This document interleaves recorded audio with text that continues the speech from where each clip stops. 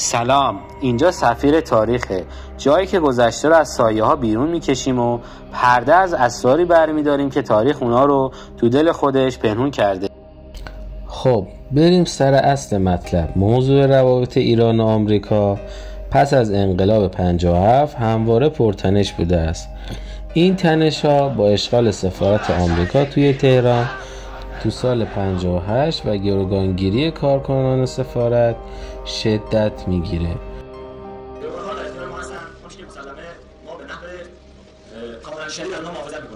در نهایت منجر به قطع رابطه دیپلماتیک آمریکا با ایران میشه و از اون زمان به بعد دو کشور درگیر بحران‌های مختلفی از جمله تحریم‌های اقتصادی، درگیری‌های منطقه و اختلافات هسته‌ای بودند.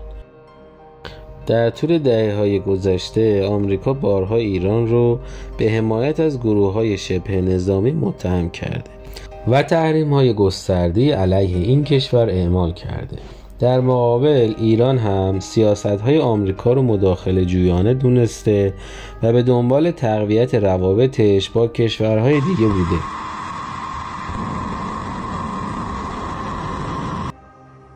در این میان تو سال 59 بین ایران و عراق جنگ بزرگی آغاز میشه.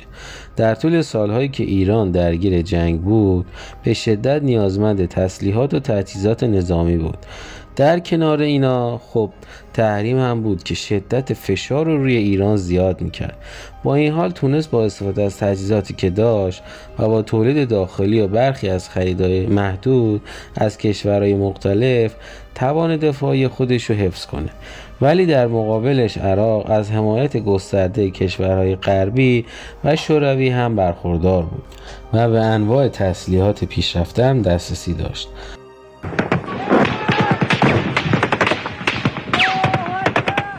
در طول جنگ ایران هم تلاش کرد با توسعه صنایع دفاعی داخلیش و استفاده از تاکتیک‌های جنگ نامتقارن برتری نظامی عراقی‌ها رو به چالش بکشه.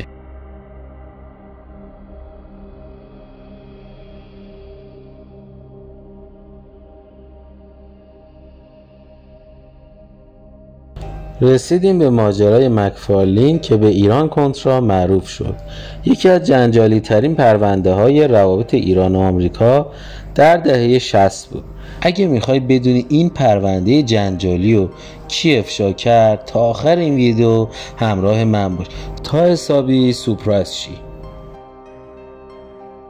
رابرت مکفارلین مشاور امنیت ملی آمریکا در خرداد 65 به طور محرمانه وارد ایران شد تا درباره معامله تسلیحاتی و آزادی گروگان‌های آمریکایی در لبنان مذاکره کنه. این مذاکرات شامل ارسال قطعات موشک هاگ به ایران بود، اما طرف ایرانی نسبت به تعهدات آمریکایی بی‌اعتماد بود و در نهایت هم مذاکرات به بنبست رسید. مکفارلین و تیمش با پاسپورت ایرلندی وارد ایران شدند. حتی کلت و کیک هم به عنوان هدیه آوردند، اما مقامات ایرانی این هدیه ها رو نپذیرفتند و در نهایت هم همانطور که گفتم این سفرم بدون نتیجه پایان یافت. اگه تا اینجا اطلاعات این ویدیو براتون جذاب و مفید بوده حتما لایکش کن. در ماجرای ایران کنترا بخشی از درآمد حاصل از فروش تسلیحات به ایران به طور مخفیانه برای حمایت مالی از شورشیان کنترا در نیکاراگوئه اختصاص داده شد که این اقدام برخلاف لایحه بولند بود که کنگره آمریکا اونو تصویب کرده بود و کمک مالی به کنتراها هم ممنوع بود.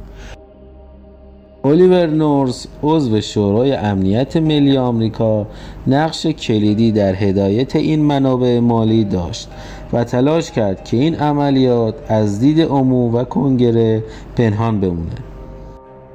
مذاکرات ایران کنترا ابتدا توسط نشریه الشراع لبنان در سال 65 افشا شد که باعث شد این ماجرا به یک بحران سیاسی در آمریکا تبدیل بشه.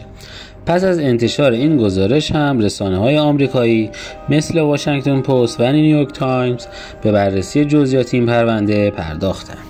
و اطلاعات بیشتری درباره معامله تسلیحاتی آمریکا با ایران و حمایت مالی از شورشیان کنترا منتشر کردند. افشای این مذاکرات باعث شد که کنگره آمریکا تحقیقات گسترده‌ای رو آغاز کنه و در نهایت هم الیور نورس و چند مقام دولتی که همراهش بودند تحت بازجویی قرار گرفتند. خب بریم به اصل مطلب. دولتمرد ایرانی که تمام این جریانات رو علنی میکنه کسی نیست جز اکبر هاشمی رفسنجانی که در 13 آبان 65 طی یک سخنرانی عمومی جزئیات بیشتری رو اعلام میکنه. او به ورود هیئت آمریکایی با پاسپورت ایرلندی، اهدای کیک و کلت و مذاکرات پشت پرده درباره آزادی گروگان‌های آمریکایی در لبنان اشاره میکنه. برخی تحلیل ها نشون میده که در اون زمان داخل ایران 2 دیدگاه متضاد درباره این مذاکرات وجود داشته.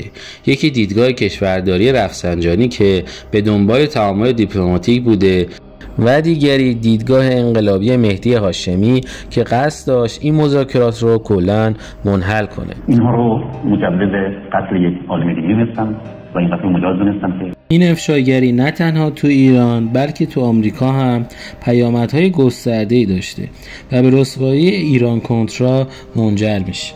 یکی از بزرگترین بحران‌های داخلی دوران ریاست جمهوری ریگان محسوب می‌شده. این ماجرا تأثیر عمیقی بر روابط ایران و آمریکا گذاشت و باعث شد بی‌اعتمادی میان دو کشور بیشتر بشه.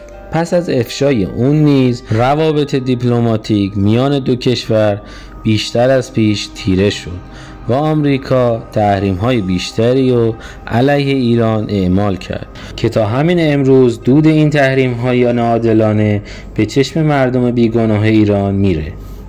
و اینجوری بود که ماجرای ایران کنترا یکی از جنجالی ترین اتفاقات در روابط ایران و آمریکا پس از انقلاب بود و این پرونده تأثیر بلند مدتی بر روابط دو کشور گذاشت که همچنان این قضیه ادامه داره.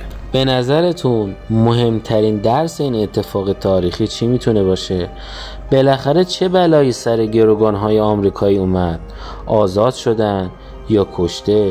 شما چه فکری میکنید؟ برای رسیدن به جواب ویدیو بعدی رو از دست ندید. آیا مذاکرات محرمانه میتونه جهان رو تغییر بده؟